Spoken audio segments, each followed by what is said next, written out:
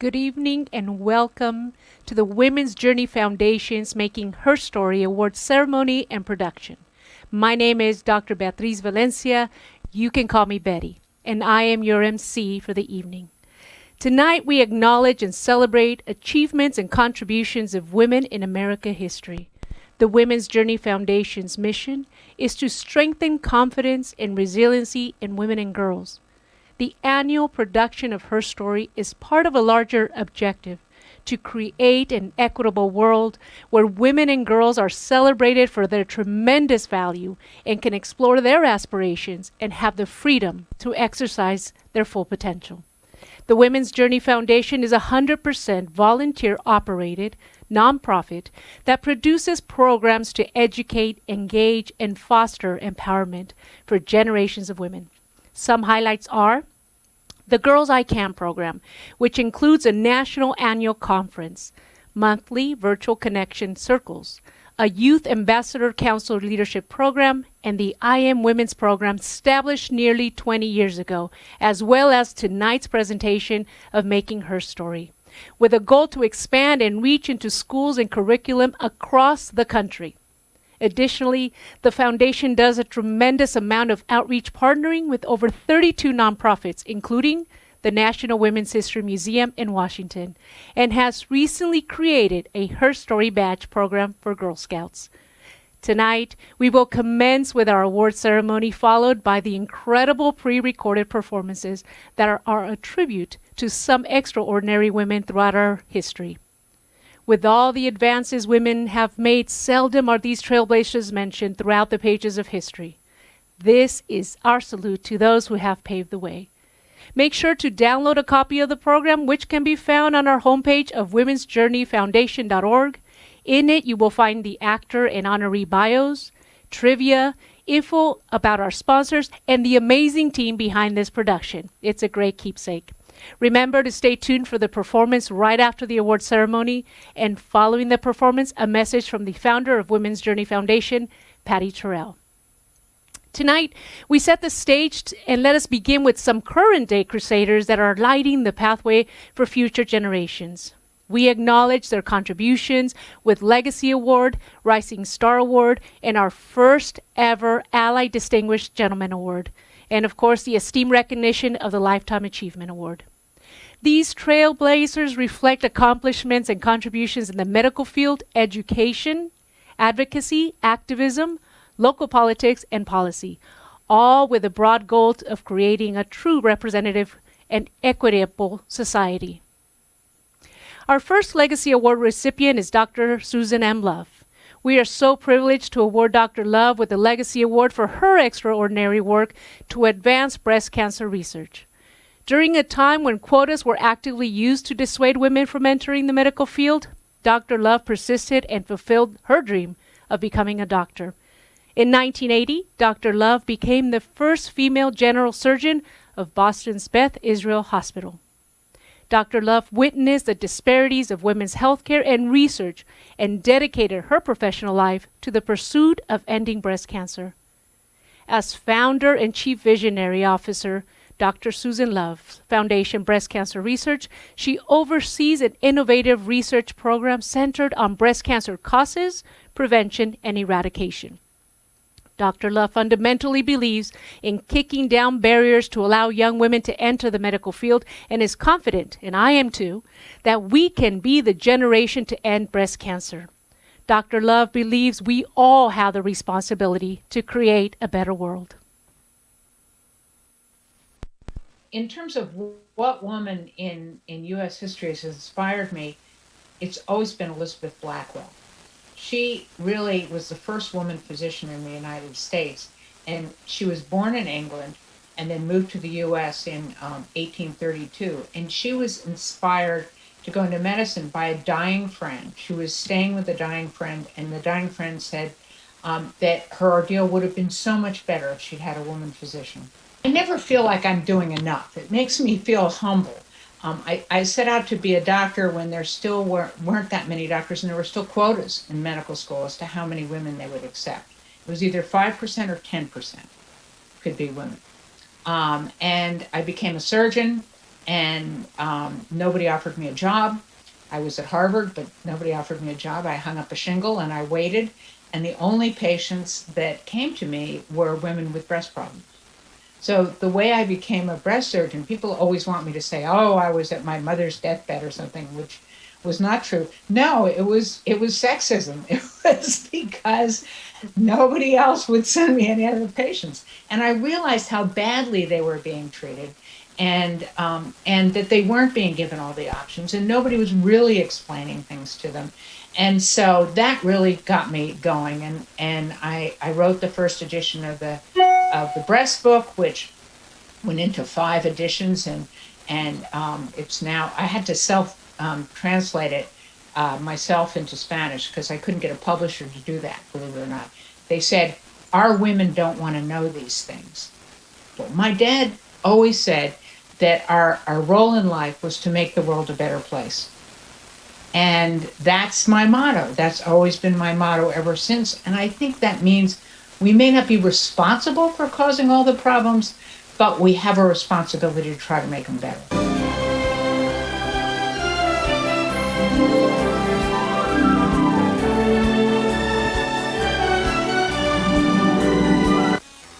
Thank you, Dr. Susan Love, for your work.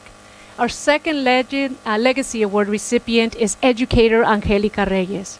During a time as a 4-year teacher at Santee Education Complex, Angelica wasted no time finding ways to increase representation and participation by sponsoring clubs like Mecha and Ethnic Studies. Additionally, Angelica advocated for undocumented students known as Dreamers, who often experience the uncertainty of their educational attainment. Angelica understands these challenges firsthand as she herself is a dreamer. Angelica believes in incorporating emotional resiliency in her curriculum or socio-emotional language learning practices while honoring the students' backgrounds, culture, and positionality in the classroom, known as culturally responsive pedagogy. This is the intersectional work that Angelica brings to education, and she wants people to know and remember that we are all powerful. I want folks to know that that they're so powerful. I think that when I was young, I noticed a lot of the issues in my community, but I thought, like, what is an undocumented, like, brown girl gonna do? And then I learned history, and I was like, damn, we've done a lot of things. And despite being put through so much, we have flourished, and we are, we've gone unwatered, but we've always blossomed. And so if our ancestors can do that, like, it is our duty to push that forward. And so I want my students to know that if anything, is ever bothering them, if there's, a thorn that's hurting their community, then not only do they have, like, the power, but there's, like, the precedent that they can definitely do something. And that people like us have always been the ones to change things. And so I want them to know and to really feel that power, that, like, it's not until you stand up that, like, change actually happens. Thank you, Angelica, for standing up. Our next Legacy Award recipient for advocacy is Rima Nashashibi. Rima is the founder and president of Global Hope 365, a nonprofit organization dedicated to raising awareness of issues that impact the lives of women and girls, locally and worldwide, by advocating for their safety, education, and empowerment. Her focus is to end harmful practices towards women and girls such as child marriage, human trafficking, and other forms of gender-based violence. Rima's spirit and tenacity are what make her so effective in her work, and she reminds every one of us never, never to take no for an answer. I would encourage others to be very active in their community by not taking no for an answer. Just one advice: do not take no for an answer. I never did. I never will. I use that in my corporate corporate world while working for AIG. I ran a division for them at AIG Risk Management National Accounts. We insured accounts that had 700 million in annual revenue or more. I followed that then, and I'm following it now. Do not take no for an answer, because there is no way for you to change the world or to change your community even. You don't have to change the world. For you to change the community, be it climate change, ending child marriage, ending human trafficking, whatever you need to achieve, do not take no for an answer. Just keep your eye on the target and keep going. They either get on the train or get out.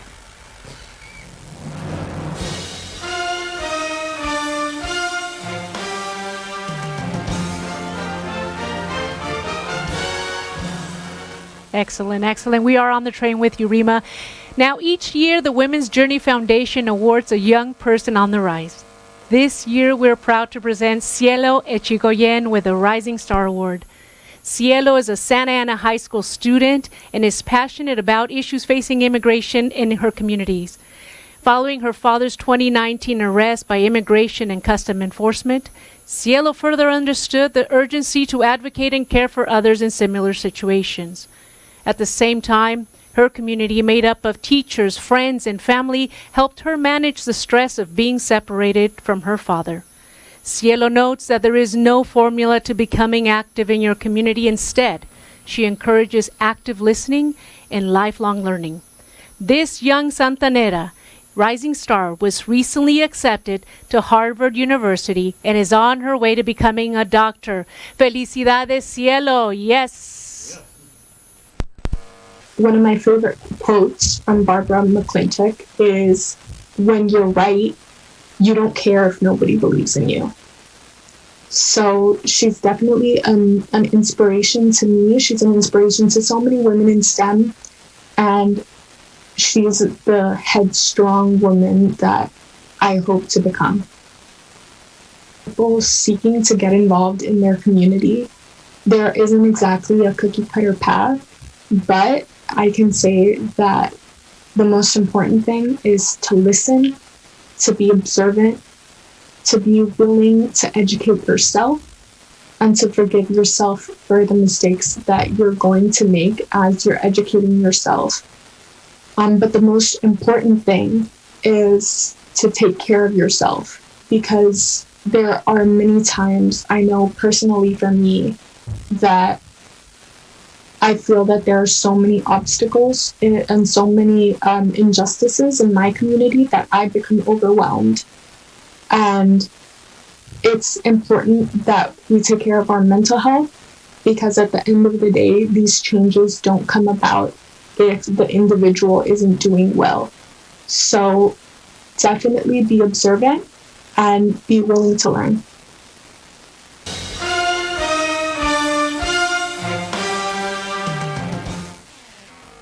Excellent, Cielo, thank you. Now, I have the great honor of presenting the Legacy Award to our next recipient, Dr. Robert Garcia. He is a first by many rights and the first to receive the Women's Journey Foundation Distinguished Gentleman Award. Robert immigrated to the United States at age 5 and was raised in Southern California. As mayor, he is focused on making the city of Long Beach a leader in education, economic development, and climate protection. He has championed progressive education policy, launched an aggressive climate plan, supported workers by increasing minimum wage, and fought to expand and protect rights for women, immigrants, and the LGBTQ community. As an ally, Robert recognizes the importance of women's contributions and their place at the table. He credits many women, including his mother, for the past contributions and accomplishments which have paved the way to his election as the 28th mayor of Long Beach. What women in U.S. history have inspired you? Well, I think definitely, I think about like Sonia Sotomayor, who obviously is incredible justice, and she is someone that I really admire. I think about Hillary Clinton, who is such a trailblazer and someone that has done so much for the community and has gone through so much, really just a breaker of ceilings and glass ceilings. And I think about like my mom also, who I think represents immigrant women, who just is a strong woman who represents a lot of this country. So I think all our folks inspire me. What advice would you give anyone thinking about or reluctant to work in their communities? Well, I think first to not be deterred. I think this is particularly more difficult oftentimes for women, people of color to step forward and run. But I think oftentimes people are told no, or you're too young, or you're too this, you're too that. And I think you just got to go for it and step forward. I also think it's great to build coalitions, and I think for women, we need to see more women in office. We need to see more women elected. The majority of the folks that I've appointed to city commissions are women, and we've created that majority. So I think that's really, really important and really key. How does it make you feel to know that you are making a difference, not just in Long Beach, but in California in general? Well, I mean, obviously, I'm really happy with our programs here in Long Beach and our vaccination program, and I'm just happy to be able to be part of a great group of folks here in our city and across the region that have done a lot of great work to take on this pandemic, to help people that are struggling. I've always believed that government is really about doing the most good and helping people, and I think that's why I got in this business. That's why I became a teacher. I'm just happy to be a part of a great group of people and great leaders like you and so many others that are out there doing it. Well, thank you so much, and even with this win, I want to make sure people can hear this. The Women's Journey Foundation is proud to present you with this lantern. May you keep being the light that we need. May you keep representing the communities that need representation. And my friend, whenever you feel a little darkness, you just push that little button and nothing light. There you go. Congratulations to the incredible Mayor Robert Garcia on this wonderful Women's Journey Foundation Day, the first ever Gentleman's Award. Thank you. Yes, thank you so much for your leadership, Robert. Now, this next recipient is presented the Esteem Recognition of a Lifetime Achievement Award. Lilly Ledbetter challenged the world's largest corporation because it was the right thing to do.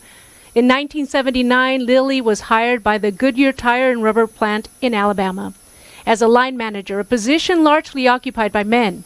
Over her tenure, her pay did not increase proportionally to that of her male counterparts with equal or less seniority. It was a clear practice of discriminatory pay by the not-so-good Goodyear company. Although she successfully sued Goodyear, the judgments were reversed on appeal by the 11th Circuit Court in 2007. The suit, however, reached the Supreme Court, which ruled against her because she did not file within 180 days from the beginning of her employment. That left her without compensation and the many years of unequal pay and into her retirement. Lilly continued to advocate for equal pay of workers and was named Time Woman of the Year in 2007. Later, President Obama signed his very first piece of legislation, the Lilly Ledbetter Fair Pay Act of 2009. In 2011, Lilly Ledbetter was inducted into the National Women's Hall of Fame. Lilly has made a difference in the lives of workers, and she reminds all of us that we must continue to collectively advocate for closing the gender pay gap further, because in 2020, women still earn 81 cents for every dollar earned by men. Please welcome the champion of equal pay for women, Lilly Ledbetter. Get involved in your community. We must stay involved in our local governments, our local communities, our state, and definitely our nation, because we never know what they're about to pass or how it will affect our lives. The women have so few rights, we cannot afford to give up any. In fact, we're still fighting. We need paycheck fairness. In fact, I've been to Washington on several occasions to testify and lobby and walk the halls of Congress in support of paycheck fairness, because had that been a law, it would have protected me in my day, but it wasn't. And we need paycheck fairness. We need more changes to the Equal Pay Law in Title VII to help American families. One person can start a fight, but everybody else will join in and win the battle. We are in it with you, Lilly, and we are joining that fight. Congratulations to all our 2021 Legacy Award recipients, and thank you for the work that you are doing on behalf of all of us. Up next is the production of Making HERstory. Gender bias is pervasive in classrooms and in our culture. K through 12 textbooks and curricula portray women as bystanders to history, with fewer than 11% of textbook references devoted to specific women. But the failure to tell the stories of American women goes way beyond the classroom. Across the country, fewer than 5% of the 2,400 National Historic Landmarks chronicle women's achievements. Only 9 of the 112 statues in the Capitol's Statuary Hall are of women. Of the 5,193 public outdoor sculptures of individuals in the United States, less than 8% are women, compared to 4,799 of men, or more than 92%, according to the Smithsonian American Art Inventory Catalog. This incomplete and inaccurate review of American history is misleading and harmful. The National Women's History Alliance said it best, quote, "We draw strength and inspiration from those who came before us. Their legacy is our story, and a truly balanced and inclusive history recognizes how important women have always been in American history," end of quote. This makes our work particularly important. We remind you that Women's Journey Foundation is a nonprofit, 100% volunteer organization with the solid goal of increasing that representation of women in history textbooks and curricula. The goal is to expand this educational program and continue to work on equitable representation.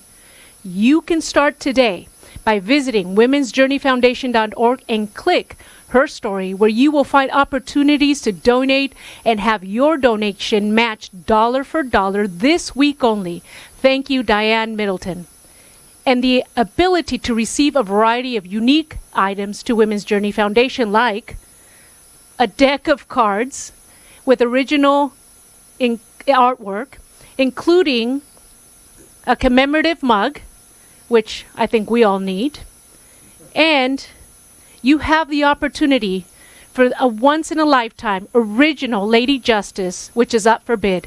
This piece was used in the 2021 production of Making Her Story, so make sure to keep an eye out for it. It was created by Leslie Turnbull, senior production designer and senior animatronic figure art director of Walt Disney Imaginarium, all the while helping sponsor the many programs that have changed the lives of many young members in our community.